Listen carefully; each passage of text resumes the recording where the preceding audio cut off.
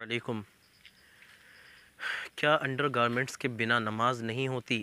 अगर हमने कपड़े के नीचे अंडरवियर नहीं पहना हुआ तो क्या नमाज नहीं होगी या नमाज के अंदर कोई कमी वाक़ई होगी जिसकी वजह से नमाज मकरूह हो या मकरूह तहरीमी हो?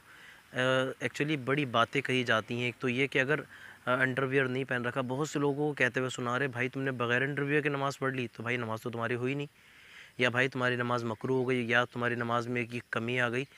तो एक्चुअल में मसला क्या है वो मैं आपके लिए बताने के लिए हाज़िर हूँ कि अगर हमने अंडर गारमेंट्स पहना हुआ है या नहीं पहना हुआ तो उससे नमाज पर क्या इफ़ेक्ट पड़ने वाला है, क्या नमाज नहीं होगी या नमाज के अंदर कोई कमी आएगी।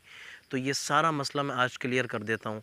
एक तो ये दरअसल कहाँ से मसले स्टार्ट होते हैं और कौन लोग ये बातें करते हैं ये समझ नहीं आता, लेकिन हमारे दरमियान में एजुकेशन की, स्पेशली इस्लामिक एजुकेशन की इतनी ज़्यादा कमी हो गई है कि अगर इस्लाम से रिलेटेड हम पीछे से कुछ भी सुनते हैं तो हमारे अंदर ये आदत हल्के हल्के ख़त्म होती चली जा रही है कि उसकी तहक़ीक़ किए बग़ैर हम आगे वो बात शेयर कर देते हैं, उस बात को चस्पा कर देते हैं, लगा देते हैं।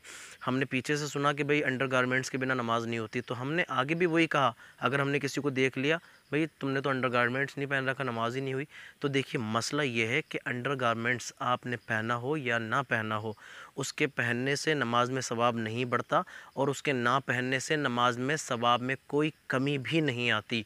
सत्र औरत इंसान का, मर्द का जितना सत्र छुपाने के लिए उसका हुक्म दिया गया, वो नाफ से लेकर घुटनों तक, यानी कि ये टुंडी से लेकर घुटनों की हड्डियों तक, वहाँ तक ये यहाँ तक फ़र्ज़ है। औरत का हाथों को, पैरों को और चेहरे को छोड़कर सारे जिस्म को ढांपना फ़र्ज़ है। ये सत्र है। अब उसमें वो अलग मसले हैं कि मजबूरी में फिर कितना हो। मजबूरी में यहाँ तक कि ये भी लिख दिया गया है कि अगर कपड़े बिल्कुल भी ना हो जिस्म पर तब भी नमाज हो जाएगी।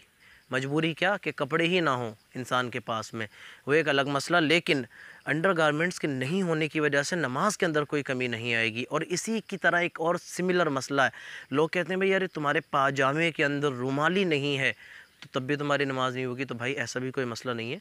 आप जो है कपड़े आपने इतने पहन रखे हैं कि आपका सत्र छुपा हुआ है, और बेहतर है कि पूरे जिस्म को मर्द भी ढांपे और औरत भी। औरत के लिए तो फ़र्ज़ है, मर्द के लिए बहुत ज़्यादा बेहतर है, उसके अंदर हुस्न है। लेकिन अंडर गारमेंट्स का और रुमाली का होना कपड़ों के अंदर ज़रूरी नहीं है। आप किसी चीज़ से भी, चादर से, किसी कपड़े से, किसी खुले कपड़े से, किसी बंद कपड़े से, सिलाए कपड़ों से, रेडीमेड कपड़ों से, कैसे ही अपने बदन को ढांप लें, आपके अंदर सैंडो बनियान का या अंडर गारमेंट्स का होना ज़रूरी नहीं है। पहन रखा है तब भी कोई मसला नहीं है। एक आखिरी बात यह है कि इतना ध्यान रखें कि आपने बहुत ज़्यादा टाइट कपड़े ना पहने हुए हों कि जिसकी वजह से आपको मूवमेंट में दिक्कत हो, रुकू करने में, सजदे करने में, तशहुद में, क़ायदे अखीरा में, इन चीज़ों में दिक्कत हो। ऐसे कपड़े पहनने से बचिए, क्योंकि ऐसे कपड़े पहनने की मुमानअत भी है हदीस पाक में।